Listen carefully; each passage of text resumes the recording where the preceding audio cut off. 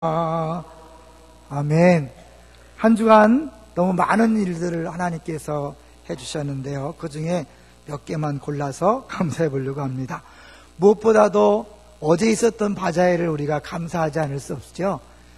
정말 풍성한 잔치 같았어요. 사람들마다 한 포 따르씩 이렇게 물건을 가져가는 걸 보면서 진짜 풍성한 잔치였다.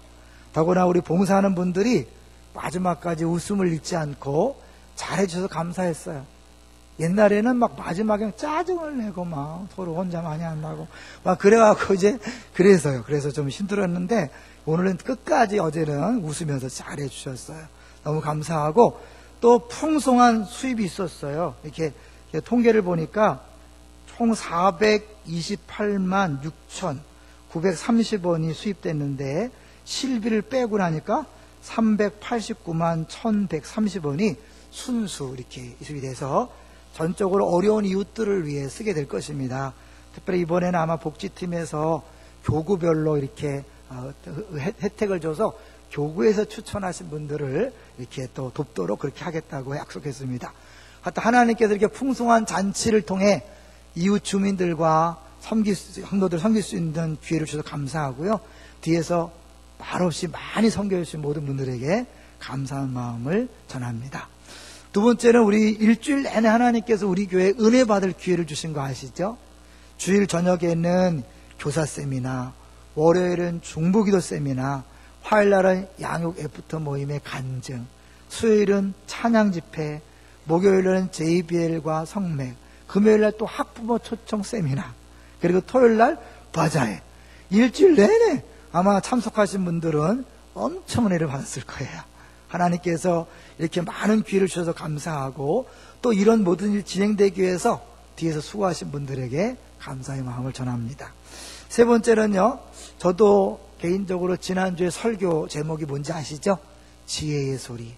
하나님께서 여러 모양으로 말씀하시는 그 음성을 들을 수 있었습니다. 모든 세미나를 통해 들을 수 있었고, 개인적으로는 금요일날 우리 큰스 모임에서 아주 귀한 강사님을 모시고 이제 강의를 들었는데, 거기서 이전에 생각하지 못했던 많은 내용들을 들으면서 또 목사가 눈이 떠지는 그런 좋은 기회가 되었습니다.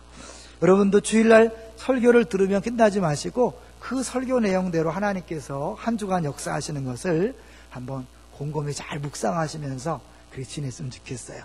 오늘 제목을 한번 볼까요? 오늘 제목은 뭡니까? 하나님의 의입니다. 하나님이. 그리고 특별히 오늘은 무슨 날입니까? 주보 1000면을 보시면 오늘 무슨 날이죠? 종교개혁주일입니다. 1517년, 지금 약 500년 전 10월 30일 날 루터가 그 천주교의 성경에서 벗어난 많은 내용 때문에 고민하다가 95개의 항을 써붙였어요. 이것이 성경에 어긋나는데 한번 말해봅시다, 토론해봅시다 라고 써붙인 것이 계기가 되어서 이제 지금 신교, 우리가 지금 우리가 다니고 있는 장로교, 감리교, 성결교, 이런 신교가, 개신교가 시작된 거죠. 그것을 기념해서 한 10월 30일이지만 딱 그날이 주일날가 어렵기 때문에 10월 마지막 주일을 우리가 종교개혁주일로 지키면서 다시 한번 성경으로 돌아가고 다시 한번 또 은혜, 또 믿음으로 돌아가는 그런 계기를 삼습니다. 근데 이 종교개혁 때 그 종교개혁자들이 구체적으로 외친 내용들 중에 몇 가지를 보면 그 당시에 상황이 어떤지를 이해할 수 있는데요. 첫 번째로는 성직자가 아니라 성경을 강조했어요. 왜 했냐면 이 천주교에서는 교황이 성경보다 더 높은 자리가 있습니다. 그래서 성경보다 더 높은 권위를 가지고 교황 말이 곧 하나님 말처럼 됐기 때문에 이건 아니다. 그래서 성경으로 돌아가야 된다. 성경이 가장 큰 권위다라고 그렇게 외쳤죠.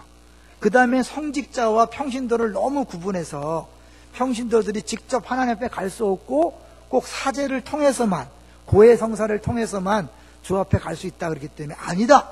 성경에서는 만인 제사장을 얘기한다. 모든 사람들이 직접 하나님 앞에 갈 수 있다. 그렇게 얘기해서 만인 제사장주의를 이야기했죠. 그래서 우리는 지금 직접 주 앞에 기도할 수 있잖아요. 그 다음에 또 큰 것 중에 하나는 뭐냐면 그 당시에 면죄부 이런 걸 팔면서 사람들이 그런 걸 통하여 구원을 받는다고 가르쳤어요. 아니다. 성경에서는 그런 것이 아니라 믿음으로, 은혜로 구원받는다. 그래서 이신칭이라는 아주 그 유명한 말을 그때부터 많이 했던 것을 볼 수 있어요. 그런데 사실 이렇게 사람들이 면죄부나 그거 어떻게 뭐 엉터당타는 성경과 전혀 상관없는 짓을 왜 했냐면 그 당시 평신들이 성경을 못 읽었어요. 자기네들한테 성경 없었기 못 읽었고 그러니까 그 가르치는 그게 진짜인 줄 알았던 거예요. 근데 또 그 당시에 늘 구원에 대한 불안의식이 있으니까 그 불안을 해소하기 위해서 뭔가를 해야 됐는데 거기에 막 면죄분이 열심히 고난을 해야 된다, 고난을 받아야 된다. 그러니까 엮여 들어간 거죠. 근데 오늘날 이것도요, 오늘날에도 우리가 성경을 제대로 알지 못하면 오늘날도 똑같진 않지만 그 당시 종교개혁 당시에 부교에서 행했던 율법 중심적이고 행위 중심적인 신앙생활을 하는 경우가 있다는 거예요. 그것을 오늘 본문을 통하여 이제 어디가 문제이고 어떻게 해결할 수 있는가를 같이 한번 생각해 보려고 합니다. 엄격히 말하면 로마서의 핵심은요, 이신칭의가 아니에요. 그건 또 중요한 교리지만 그것을 넘어서서 사실 로마서의 핵심은 진짜 복음이 무엇이고 그 복음에 합당한 삶이 무엇인지를 가르쳐주는 거예요. 그래서 복음에 합당한 삶 열매를 맺게 하는 것이 이 바울이 로마서를 쓴 목적이에요. 근데 그 가운데 이 종교개혁자들이 특별히 믿음으로 구원받는 얘기를 강조하다 보니까 그게 로마서의 전체 핵심처럼 그렇게 보여줬는데 사실 바울이 로마서에서 계속 강조하는 내용을 보면 또 그 당시 왜 그렇게 로마서를 썼는지를 이해할 수 있는 거예요. 그러니까 로마서를 쓴 배경 중에 가장 큰 배경 중에 하나는 뭐냐면 유대인들이 자기들이 율법을 받았기 때문에 자기들은 이방인과 다르다고 생각했어요. 그래서 그걸 막 강조하다 보니까 바울은 아니다. 그 율법으로는 구원받지 못한다. 라고 그렇게 강조한 거예요. 그 율법이 나쁜 거냐? 아니다. 율법은 나쁜 게 아니라 사실 뭐 율법으로 구원받으려고 하는 율법주의가 문제다라고 그렇게 이야기한 거죠. 이제 그 얘기를 오늘 본문을 통해서 한번 찬찬히 자세히 살펴보겠습니다. 근데 제가요, 말씀을 준비하면서 한편은 걱정이 된 게 뭐냐면 복음이 뭔지, 의가 뭔지, 또 구원이란 뭔지, 신앙생활이 무엇인지를 고민한 사람에게는 오늘 설교를 듣고 시원하다고 느낄 거예요. 근데 이게 고민이 안 된 사람은 그게 다 아는 내용 아닌가? 이렇게 될까봐 그 걱정이 돼요. 먼저 그럼 여러분에게 한번 도전할 거예요. 여러분, 의란 무엇입니까? 믿음으로 말미암는 의, 또 오늘 제목이 하나님 의인데 그 의는 뭘까요? 보통 우리가 옳을 의자를 쓰기 때문에 옳다는 것이지 뭐야? 근데 사실 그거는 굉장히 큰 의미가 들어있어요. 하나님 너희는 먼저 그의 나라와 그 일을 구하라 할 때 그 의와 오늘 로마서에서 말하는 의롭게 된다 할 때 의는 같은 걸까요? 다른 걸까요? 어떻게 같은 거예요? 다른 거예요? 같은 거예요. 그러면 예수를 믿음으로 의롭게 됐다고 했는데 또 갑자기 왜 너희는 먼저 그의 나라와 그의 의를 구하라 그랬을까요? 이게 그냥 우리가 생각하고 있는 단순한 개념을 볼 때는 이해가 안 가는 거예요. 근데 우리 신앙생활에 전혀 문제가 없었어요. 그냥 그래 의를 구하니까 구하면 되지. 믿음으로 의롭게 됐다? 그렇지. 그러니까 사실 우리 신앙생활에 어쩌면 퍽 없는 거예요. 자유가 없고 감사와 감격이 없는 거예요.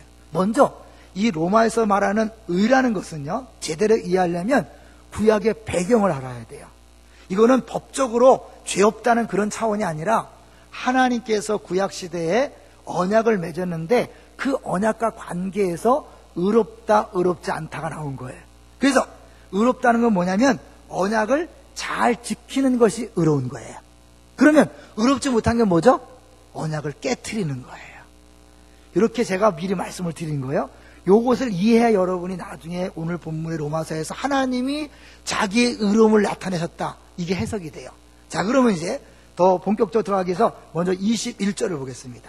하나님의 의를 얘기하기 전에 먼저 바울이 이야기한 게 있어요. 21절 같이 보겠습니다. 시작. 이제는 율법 외에 하나님의 한 의가 나타났으니 율법과 선지자들에게 증거를 받은 것이라. 잘 보세요. 율법 외에 그랬죠. 그러면 율법과 상관없이, 그렇다면 율법을 통해서도 하나님의 의를 얻을 수 있을까요? 네, 얻을 수 있죠. 만약 율법을 100%다 지킬 수만 있다면 하나님이 의롭다함을 인정받을 수 있는 거예요. 자, 그러면 율법은요, 구원받기 위해서 주어진 겁니까? 구원받은 백성에게 주어진 겁니까? 잘 생각하셔야 돼요.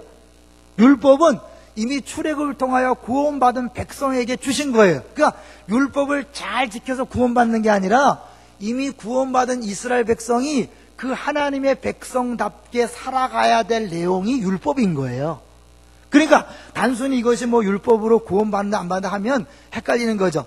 그러니까 결국 그 율법을 주어진 이유는 뭐냐면 하나님과의 언약관계를 잘 유지하기 위해서 필요한 내용이라는 것을 이해해야 되죠. 자, 그런데 다 율법을 다 지키면 되겠지만 인간이 그럴 수 없어요. 20절이 그거예요. 20절 보세요. 20절 시작. 그러므로 율법의 행위로 그의 앞에 의롭다 하심을 얻을 육체가 없나니 율법으로는 죄를 깨달음이니라. 이 율법을 그럼 왜 줬을까? 율법을 통해 죄를 깨닫게 하는 거예요. 하나님 백성답게 살려면 이렇게 살아야 된다. 하나님의 거룩한 수준을 쫙 얘기했어요. 근데 그것을 지키려고 하다 보니까 지킬 수 있다 없다? 없다. 그러니까 어떻게 해요? 장차 오실 예수 그리스도를 바라보는 거예요. 우리 힘으로는 도저히 거기에 갈 수 없으니까 그 하나님이 준비하신, 하나님이 공급하시는 그 의를 사모하게 하고 기다리게 하는 거예요. 그래서 몽학선생이라는 표현을 쓴 거예요. 그러니까 율법은 나쁜 거다, 좋은 거다? 율법을 나쁜 게 아니에요. 하나님 백성들이 마땅히 살아야 될 내용이에요. 그것이 산상수훈에서 이 하나님께서 제자들에게, 이미 구원받은 제자들에게 제자답게 사는 삶이 무엇인가를 보여준 그 산상수훈처럼 우리들이 도저히 따라갈 수 없는 그 어마어마한 수준의 이야기를 해주신 거예요. 그걸 보면서 우리 끊임없이 뭐예요? 난 저렇게 못 살아. 그러니까 어떻게 해요? 그렇게 살 수 있도록 기도해야 되는 거예요. 그래서 너희는 먼저 그의 나라와 의를 구하는 거예요. 그 신앙생활은 의, 내가 도달할 수 없는, 감당할 수 없는 그 부분을 기도하면서 살아가는 것이 바로 신앙생활인 거예요. 연결이 좀 되시나요? 자, 그런데 이걸 우리 실제적으로 보면 우리들이 이 부분을 잘 모를 때 끊임없이 나도 모르게 신앙생활 한다 하면서도 율법적으로 살아가는 경우가 많이 있어요. 복음으로, 믿음으로 산다는 것은 주님이 하셨다는 걸 인정하는 거예요. 내가 한 게 아니라 주님이 다 하신 거예요. 근데 율법적으로 사는 사람은 뭐예요? 내가 무엇을 하려고 하는 거예요. 내가 하나님을 기쁘시게 하고, 내가 하나님의 사랑을 받아내고, 하나님을 높여드리고, 내가 하는 것은 율법적으로 살아가는 거예요. 그래서 이제 그 어떤 분이 책을 썼어요. 피트 윌슨이라는 사람이 하나님인가 세상인가를 책을 썼는데, 거기 보면 이 신앙에 약간 벗어난 것을 영적 러닝머신에 비유해요. 러닝머신이 뭐죠? 막 달리기는데 앞으로 갈 수 있다 없다? 못 가는 거죠. 끊임없이 달리는 거예요. 근데 앞으로 나가지 못해요. 그러니까 뭐예요? 늘 힘만 드는 거예요. 그분이 얘기하기를 신앙생활을 하는 사람들 중에 힘들어하는 것은 끊임없이 하나님을 기쁘시게 해드려야 한다는 부담감 때문이다. 내가 무언가 해서 하나님의 인정을 받고 하나님을 기쁘시게 하고 하나님의 사랑을 받아낸다고 생각하는 거예요. 내가 신앙생활을 잘못하면 하나님이 미워하니까 신앙생활을 잘해서 하나님의 사랑을 받아내려고 하는 사람, 이게 율법적인 신앙생활이. 신앙생활 잘해야 되지 않나? 네. 근데 그 동기가 하나님께서 나를 사랑하셨기 때문에, 나를 구원하셨기 때문에 감사해서 하는 것과 내가 열심히 노력해서 하나님의 인정을 받고 하나님의 사랑을 받겠다? 다른 거예요. 그래서 내가 열심히 노력해서 하나님 인정을 받으려는 사람의 특징이 뭔지 아세요? 다른 사람을 비판하고 정죄하고 욕하는 거예요. 왜? 내가 열심히 하니까 뭐예요? 힘들잖아요. 힘드니까 이걸 내 공로가 되는 거예요. 공로가 되니까 그렇게 못하는 사람을 딱 째려보면서 너 왜 안 하냐? 너 못하냐?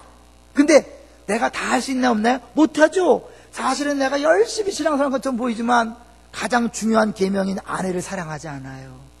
남편을 사랑하지 않아요. 용서하지 않아요. 이웃을 사랑하지 않아요. 그 가장 큰 계명을 놓치고 있으면서도 내가 하는 몇 가지를 잘하는 거 가지고 공로로 삼아서 못하는 사람을 막 지적하는 거예요. 그러다가 안 되면 어떻게 해요? 스스로 낙심이 돼서 안 되겠다, 신앙생활 못하겠다. 그리고 어떻게 교회를 떠나든지 내가 신앙생활을 못하겠다고 포기하는 거예요. 그것도 저것도 아니면 어떻게 하냐면 중간에서 에이 다 그런 거지 뭐, 신앙생활이 다 그런 거지 뭐. 그러면서 대충 살아가는 거야. 아니에요. 내가 하려고 하면 안 되지만 하나님이 하시면 됩니다. 그래서 구하라는 거예요. 하나님이 하셔야 되기 때문에 그것이 시작이 바로 그 다음에 나오는 하나님의 의라는 거예요. 다시 21절을 보세요. 여러분, 내가 율법적으로 내 행위로 되는 게 아니라고 얘기했죠. 21절.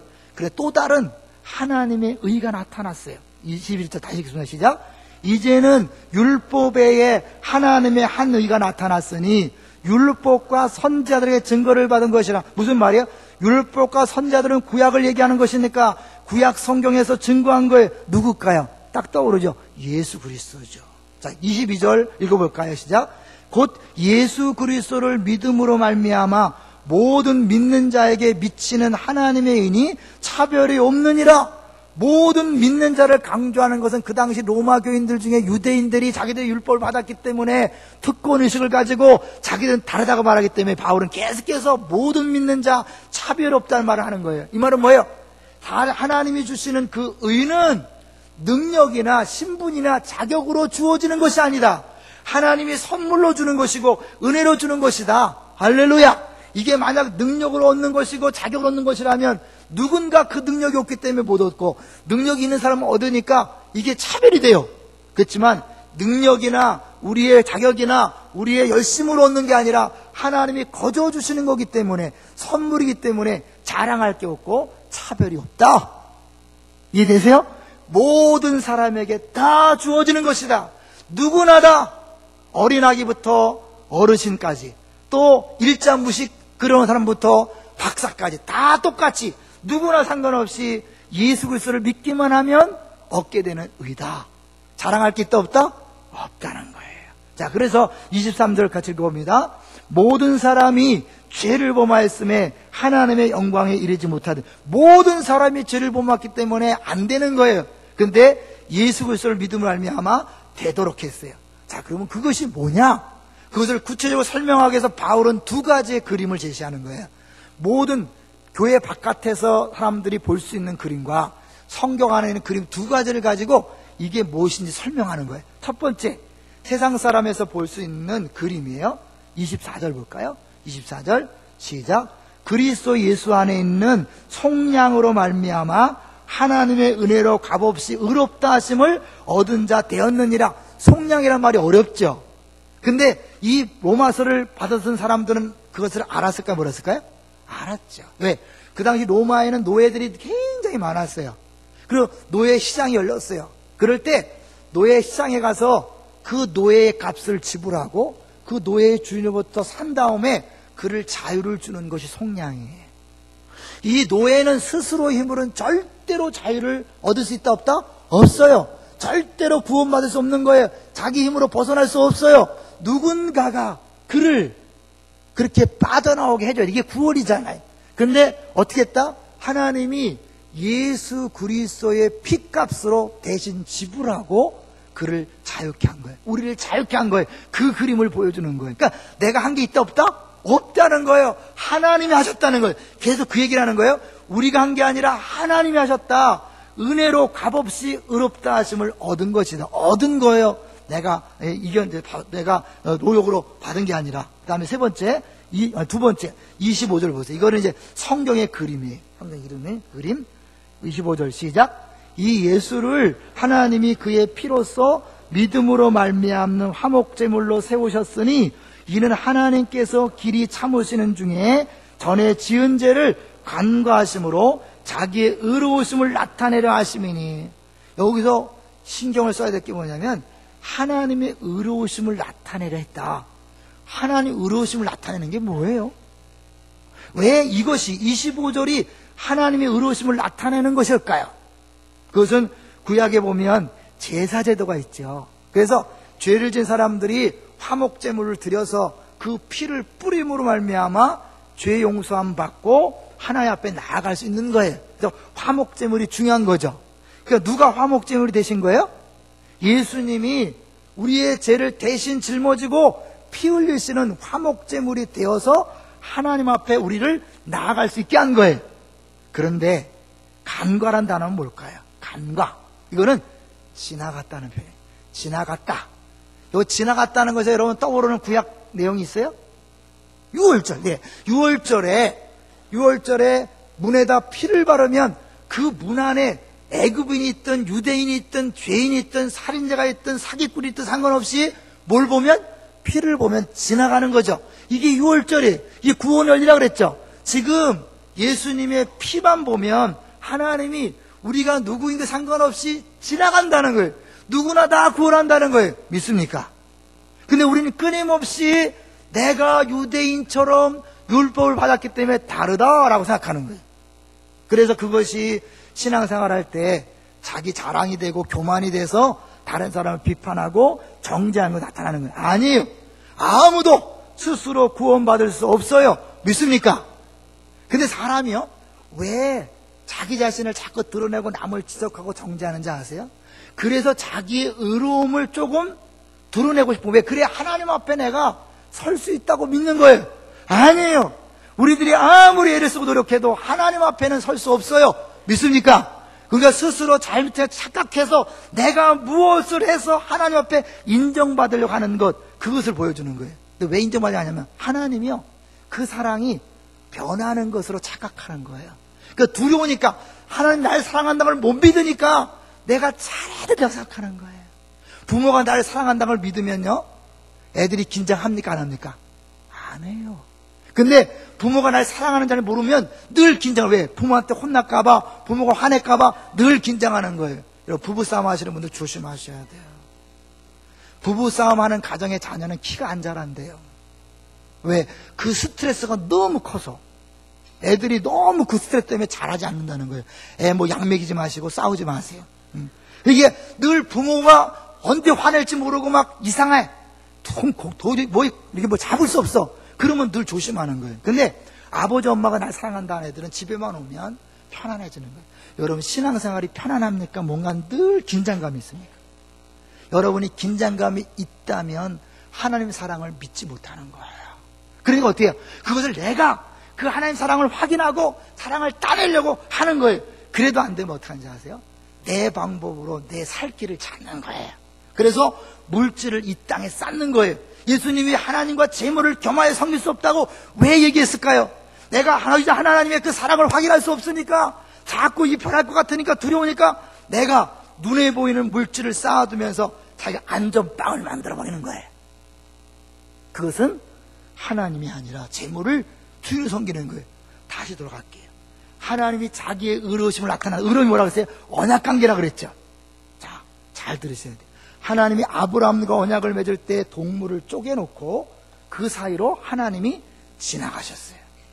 너와 내가 언약을 맺는데 만약에 너와 나 둘 중에 어느 편이든지 언약을 깨트리면 이 동물처럼 찢어져 죽는 것이다.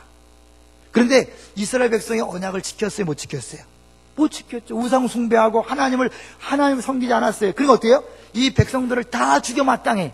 그런데 문제는 죽이면 끝나지만 하나님 입장에서 나는 너의 하나님이 되겠다. 하나님 한 번 말씀하시면 변한다, 안 변한다? 절대 변할 수 없어요. 한 번 내가 너의 하나님이 되고 너를 사랑한다고 했으면 끝까지 가야 돼. 근데 만약에 죄를 졌다가 죽여버리면 어떻게 해요? 이 약속을 지킬 수 있다, 없다? 없으면 의롭지 못한 거예요. 하나님이 자기의 의로우심을 드러냈다는 것은 이 약속을 끝까지 지키는 모습을 보여주는 거예요. 어떻게 가능할까요? 인간들을 살려내야 약속을 지킬 수 있으니까 인간들을 살리기 위하여 자기 하나밖에 없는 아들 예수 그리스도를 이 땅에 보내심으로 이 인간들의 죄를 덮어 씌워서 대신 죽게 하심으로, 속량제물 삼으심으로, 화목제물 삼으심으로 어떻게 해요? 살려내놓고 나서 하나님이 그 언약을 지키시는 거예요. 그래서 새 언약인 거예요. 하나님은 한 번 말씀하시면 절대로 변하지 않습니다. 사랑한다 말씀하시면 절대로 변하지 않습니다. 할렐루야. 당신이 무슨 짓을 하든지 하나님이 당신을 사랑한다는 이 고백은 그냥 하는 고백이 아니에요. 성경의 핵심이에요. 하나님 한 번 사랑한다고 말씀하셨으면 어떤 일이 있어도 하늘이 두 쪽 나도 변하지 않습니다. 그게 바로 로마서 8장이잖아요. 잠깐 여러분 제가 읽어드릴게요. 로마서 8장에 우리가 요새 자주 찬성하는 내용 중에 그 8장 37절부터 보면, 그러나 이 모든 일에 우리를 사랑하신 이로 말미암아 우리가 넉넉히 이기느니라. 내가 확신하노니 사망이나 생명이나 천사들이나 권세자들이나 현재일이나 장래일이나 능력이나 높음이나 깊음이나 다른 어떤 피조물이라도 우리를 우리 주 그리스도 예수 안에 있는 하나님의 사랑에서 뭐한다? 끊을 수 없으리라. 아무도 사랑을 끊을 수 없어요. 하나님 사랑을 변하게 만들 수 없는 거예요. 하나님 우리를 사랑하십니다. 내가 못한다고, 잘못한다고, 부족하다고 하나님이 우리를 버리시는 게 아니란 말입니다. 믿습니까? 그걸 계속 얘기하는 거예요. 너희들을 내가 의롭다 하게 만든 것은 나의 의로움을 드러내는 또 다른 모습이다. 하나님이 한 번 말씀하신 걸 지키기 위하여 자기 외아들도 주기까지 내어주셨다면 하나님이 뭘 안 하겠어요? 뭘 못 주겠어요? 그러니까 자기 아들을 아끼지 않고 내어주시니까 이 모든 걸 은사로 주지 않겠는가? 그러니까 그 하나님과의 관계만 제대로 되면, 그 사랑만 확신하면 아무 걱정이 없는 거예요. 하나님이 아브라함에게 약속했어요. 내가 이 가나안 땅을 주고 자손을 별처럼 많이 주겠다. 10년이 넘도록 안 주는 거예요. 아브라함이 두려워하니까 나타나서 뭐라 그랬죠? 내가 너의 방패요, 큰 상급이다. 즉이 큰 상급이다. 아브라함 뭐로 했어요? 눈에 보이는 아들이나 주시죠. 아브라함은 끊임없이 눈에 보이는 걸 주고, 이 인간의 모습이에요. 하나님, 야, 날 봐. 내가 너의 상급이야. 내가 너의 방패야. 그것이 산상순에 끊임없이 너의 아버지, 하늘에 계신 아버지, 너의 아버지는 이런 분이다 계속 얘기하잖아요. 같은 맥락인 거예요. 하나님이 우리 아버지이시고 그분이 우리 사랑하신다는 사실을 믿으면 그 다음부터는 아무 문제가 되지 않는 거예요. 다만 우리가 그 자녀답게 살기 위해서 살 수 없으니까 끊임없이 그것을 구하는 거예요. 자녀다운 삶을 살게 해달라고 기도하는 거예요. 그러면 뭐예요? 나머지는 먹을 거, 입을 거, 마실 거 다 준다는 거예요. 근데 이게 바뀌어버리면 어떻게 해요? 내가 은혜로 구원받았고 믿음으로 구원받았다는 모르면 내가 내 힘으로 구원받은 줄 알고 끊임없이 하나님 앞에 잘 보이려고, 사랑을 따내려고, 복 받으려고 애를 쓰다가 스스로 지키는 거예요. 그러다 그게 믿어지지 않으니까 어떻게 해요? 눈에 보이는 물질에, 눈에 보이는 건강에, 눈에 보이는 자녀에 마음을 집중하는 거예요. 왜? 이거라도 잘 돼야 내 노후가 보장되니까. 여러분, 내 노후를 자녀가 책임집니까? 절대 아닙니다, 여러분. 노후를 누가 책임진다고요? 하나님이 책임지는 거예요. 나를 구원하신 그 하나님, 값없이 의롭다 하신 그 하나님, 그거 뭐예요? 나를 하나님의 자녀 삼으신 그 하나님이 내 인생을 책임지고 계실 줄로 믿습니다. 너무 내가 이게 흥분해갖고 죄송합니다. 너무 중요한 얘기를 하기 때문에 그래요. 솔로몬이 왕 된 것은 은혜로 된 겁니까? 자기 노력으로 된 겁니까? 은혜예요. 솔로몬은 왕 될 자격이 없었어요. 정실 부인의 아들도 아니었어요. 우리아의 아내, 이상한 아내의 아들이었어요. 순서서 한참 밀려요. 말도 안 돼요. 근데 왕이 됐어요. 자기도 알아. 이 은혜인 줄 아는 거예요. 너무너무 감사해서 감사한 표현을 1000번째로 드린 거예요. 그래서 하나님이 뭘 줄까? 지혜를 주십시오. 그러니까 네가 지혜를 구하는구나, 잘했다 그러면서 부경을 다 줬잖아요. 근데 그 다음이 문제예요. 은혜로 왕이 됐으면 은혜로 통치해야 되는데, 은혜로 왕이 되놓고 나서 내 힘으로 나라를 지키려고 했던 거예요. 그리고 어떻게 해요? 머리를 써서 정략 결혼을 한 거죠. 그것이 거기 끝난 게 아니라 그들이 갖고 온 우상들이 이스라엘 전체에 가득해서 우상 숭배로 끝난 거예요. 잘 생각하세요. 하나님이 은혜로 시작한 이 신앙생활, 이 구원을 내가 내 노력으로 계속 유지하려고 하면 반드시 우상 숭배가 되어지고 종교생활이 되는 거예요. 힘들어지는 거예요. 그 다음부터는 뭐예요? 믿지 않은 사람들이 믿는 불교나 이슬람교나 다를 바가 없는 거예요. 우리는 그런 게 아니에요. 믿습니까? 우리가 무엇을 구해서 그걸 받아서 그걸 사는 게 아니라 이미 하나님이 우리 아버지 된 것을 믿고 그분을 따라가는 거예요. 한 걸음을 순종하는 거예요. 이번에 수요일날 오셨던 우리 목사님이 너는 내 아들이라는 찬양을 작곡하신 분이에요. 더 놀라운 것은 그 곡을 작사하신 분이 근육이 없어지는 그런 사람이었어요. 그런데 이분이 그 노래를 쳤다는 거예요. 그 얘기를 듣고요, 그 너는 내 아들이라는 찬송을 듣는데요, 가슴이 미어지더라고요. 그냥 건강한 사람이 졌다면 그냥 평범했을 것 같은데 그 근육이 자꾸 없어지면서 자기 혼자는 스스로 움직일 수 없는 그 나약한 모습, 자기 자신을 볼 때 너무 보잘것없는 그런 모습 속에서 하나님이 그래도 너는 내 아들이다, 내 사랑은 변함없다, 이렇게 말씀하신 것을 가지고 곡을 썼다고 생각하니까 너무 감동이 됐어요. 제가 그 가사를 한번 여러분 읽어드릴게요. 한번 여러분 건강한 사람이 아니라, 아주 통통한 사람이 아니라 아주 힘들고 어려운 사람이 쓴 거예요. 힘들고 지쳐 낭망하고 넘어져 일어날 힘 전혀 없을 때에 조용히 다가와 손잡아 주시며 나에게 말씀하시네. 힘들고 지쳐서 자기 자신을 볼 때 너무 힘들고 어려워서 나는 아무것도 아니라고 생각할 때 찾아오셔서 말씀하는 거예요. 나에게 실망하며 내 자신 연약해 고통 속에 눈물을 흘릴 때, 우리가 그럴 때 있잖아요. 우리 자신을 볼 때 너무 부족하다고, 너무 보잘것없어서 한숨만 나올 때 못자국 난 그 손길을 눈물 닦아주시며 나에게 말씀하시네. 너는 내 아들이라. 오늘날 내가 너를 낳았도다. 우리는 우리의 모습을 보면서 자꾸 자격 얘기를 해요. 능력 얘기를 해요. 내가 얼마나 잘해야 하나님이 사랑할 걸 생각해요. 하나님은 그게 아니에요. 내 모습 있는 그대로 예수 때문에 그냥 아들이라고 말씀하는 거예요. 내가 너를 낳았다고 말하는 거예요. 네 노력으로 아들 된 게 아니다. 네 노력으로 나 앞에 온 것이 아니라 내가 너를 낳았다. 너는 내 아들이라. 나의 사랑하는 내 아들이라. 언제나 변함없이 너는 내 아들이라. 하나님의 사랑이 변하는 게 아니에요. 세상 사랑은 움직이는 거라고 하지만 하나님의 사랑은 변하는 게 아니에요. 움직이지 않아요. 우리를 한번 사랑했으면 끝까지 가는 거예요. 나의 십자가 고통, 해산의 고통으로 내가 너를 낳았다. 네 노력으로, 율법 행위로, 네 자격으로 얻은 것이 아니라 내가 십자가로 너를 낳았기 때문에 네 자격이 문제가 아니라, 네 능력이 문제가 아니라 나는 너를 사랑한다. 네가 무슨 짓을 하든지 사랑한다. 어떤 상황이든지 너를 사랑한다. 그 사랑에 감격해서 살아가는 것이 신앙생활이에요. 그래서요, 이거를 자기 힘으로 살아가는 사람은요, 내가 이렇게 얘기해요. 내가 하나님께 순종하면 그분이 나를 사랑해 주실 것이다. 애를 쓰는 거예요. 그런데 이 믿음 있는 사람은 하나님이 나를 사랑하셨기 때문에 내가 기꺼이 순종하는 것이다 라고 생각하는 거예요. 그러니까 내가 잘하려고 하는 게 아니에요. 있는 그대로 드리면 되는 거예요. 봉사하고 나서 어떤 사람은 그래요. 잘했다고 조금 교만하고 못했다고 후회하고 계속 자기가 말한 것에 대하여 되씹으면서 난 이것밖에 안 되나? 여러분, 그것 자체를 하나님이 사랑하십니다. 믿습니까? 우리 교회에서 나눔을 많이 하잖아요. 근데 사람들이 나눔하다 보면 떨려서 잘 못해. 그러니까 어떻게 해요? 다시는 안 하리라. 막 이런 사람 있어요.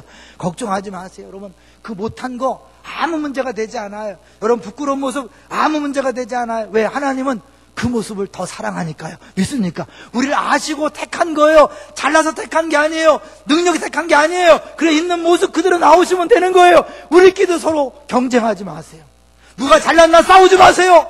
누가 옳은가를 싸우지 마세요. 왜? 그것은 하나님의 사랑을 모르는 행위예요. 하나님의 사랑을 믿는다면 굳이 내가 옳을 필요가 없어요. 내가 잘날 필요가 없는 거예요. 내가 맞을 필요가 없는 거예요. 잘하든 못하든 하나님은 나를 사랑하시니까 이제 나도 그 사랑을 경험하고 다른 사람에게 그 사랑으로 대해주는 거예요. 이게 성경의 핵심 아닙니까? 찬송가 563장 잠깐 가보세요. 찬송가 563장 우리가 자주 부르는 찬송입니다. 성경의 핵심은 예수 사랑하시는 겁니다. 예수 사랑하심을 성경에서 배웠네. 우리들은 약하나 예수 권세 많도다. 날 사랑하심 어디에? 성경에 쓰였네. 신구약 66권이 하나님의 사랑을 써 있는 거잖아요. 3절에 보시면 내가 연약할수록 더욱 귀히 여기사 높은 보좌 위에서 낮은 나를 보시네. 날 사랑하심 성경에 써 있네. 내가 연약할수록 더욱 귀히 여기는 거예요. 여러분, 스스로 잘난 척하지 마세요. 의로운 척하지 마세요. 너무 애쓰지 마세요. 부끄러움 안 당하려고 애쓰지 마시고 약한 모습 그대로 그냥 나오세요. 사람들에게도 그냥 보여주세요. 그럴 때 나같이 약한 사람도 주님이 사랑해. 그러니 너도 걱정하지 마. 너도 사랑해. 이렇게 되는 것이지. 내가 나를 포장하고 옳음을 증명하고 싸우고 다투고 다른 사람을 비판하고 정죄함으로 내가 옳음이 되는 게 아니에요. 내가 잘나지는 게 아니에요. 하나님은 있는 모습 그대로 나를 사랑하는 거예요. 우리 3절만 한번 찬양했으면 좋겠어요. 내가 연약할수록 갈수록 높이 여기사 높은 보좌 위에서 낮은 나를 보시 날 사랑하신 날 사랑하신 날 사랑하심 성경에 써있네. 한 번 더 내가 연약할수록 내가 연약할수록 더욱이 여기사 높은 보좌 위에서 낮은 나를 보시네. 날 사랑하신 날 사랑하신 날 사랑하신 성경에 쓰였네. 마르다는 자기가 무엇을 함으로 주님을 기쁘시게 했습니다. 그 마르다는 자기가 무엇을 함으로 자기 정체성을 확인하려고 했어요. 예수님 말씀했습니다. 마르다야, 그러지 않아도 된다. 마리아처럼 내 앞에 있기만 하면 된다. 그럼 뭐 하려고 애를 쓰지 마세요. 잘하려고 애쓰지 마시고 남보다 뛰어나게 하려고 애쓰지 마시고 상대적으로 더 옳다는 걸 증명하려 하지 마세요. 하나님 사랑을 모르는 사람들이 하는 짓이에요. 우린 주님이 내가 틀리든 옳든 약하든 강하든 사랑한다는 걸 믿는 사람들입니다. 그걸 용납하는 사랑을 믿는 사람입니다. 동의하십니까? 다른 사람을 그래서 용납하는 거예요. 사랑하는 거예요. 품어주는 거예요. 정죄하고 판단하지 않고 기다려주는 거예요. 하나님 나를 품어주신 것처럼 나도 다른 사람을 품어주는 그 아버지 마음을 갖는 것, 그것이 우리에게 요구하시는 의로운 삶이에요. 그걸 우리가 할 수 없잖아요. 할 수 없기 때문에 하나님 앞에 기도하고 그 의를 구하는 거예요. 그러면서 우리에게 주신 약속 붙잡고 사는 것, 그것이 바로 이제 믿음으로 사는 것이요, 주신 은혜에 감사하며 사는 것입니다. 하나님을 믿는다는 것은 그분을 위해 내가 무엇을 하는 것이 아니라 단지 그분 안에 거하고 그분과 함께 사는 것이며 복음을 살아내는 것입니다. 바울이 로마서에서 복음의 열매를 원했어요. 복음의 열매는, 우리가 찬양한 또 하나의 열매는 전도만 얘기하는 게 아니에요. 여러분 때문에 그 사랑이 흘러가는 걸 얘기하는 거예요. 주님이 내가 무슨 짓을 하든지 사랑하는 것처럼 그 사랑으로 아내를 대하고 남편을 대하고 부모를 대하고 자녀를 대하고 이웃을 대함으로 세상이 주지 못하는 그 용납함, 그 사랑함을 겸하게 하는 것이 주께서 원하시는 복음이에요. 여러분, 복음을 안다면서 다른 사람을 정죄하고 은혜를 안다면서 비판한다면 복음을 모르는 거예요. 복음은 하나님이 무조건적으로 사랑하시는 것이요, 무조건적으로 은혜를 주시는 것이요, 우리를 무조건적으로 사랑하는 것입니다. 믿습니까? 그 사랑을 전하는 것이 복음이에요. 오늘도 하나님은 우리 그런 사랑으로 우리를 사랑하고 있습니다. 여러분, 가정에서부터 그 사랑을 실천하십시오. 우리 교회에서 그 사랑을 실천하십시오. 하다가 안 될 때 주 앞에 무릎 꿇고 주님, 안 됩니다. 도와주세요. 구원받은 것도 주의 은혜요, 사는 것도 주의 은혜입니다. 내 힘으로 살 수 없습니다. 주님 도와주세요. 이게 하나님 나라와 의를 구하는 거예요. 그렇게 사는 사람이 어떻게 교만할 수 있습니까? 어떻게 남을 정죄할 수 있습니까? 내가 겸손하게 주 앞에 무릎 꿇는 사람이 다른 사람을 용납하지 않을 수 있습니까? 그런 사람이 있는 곳에 교회는 부드러운 거예요. 교회는 넉넉한 거예요. 교회는 사랑이 넘치는 거예요. 우리가 받은 그 사랑을 내 이웃에게, 지체들에게, 또 예수를 모르는 사람에게 전하며 사는 우리 모두가 되시기를 주의 이름으로 축원합니다. 네, 주보를 보겠습니다.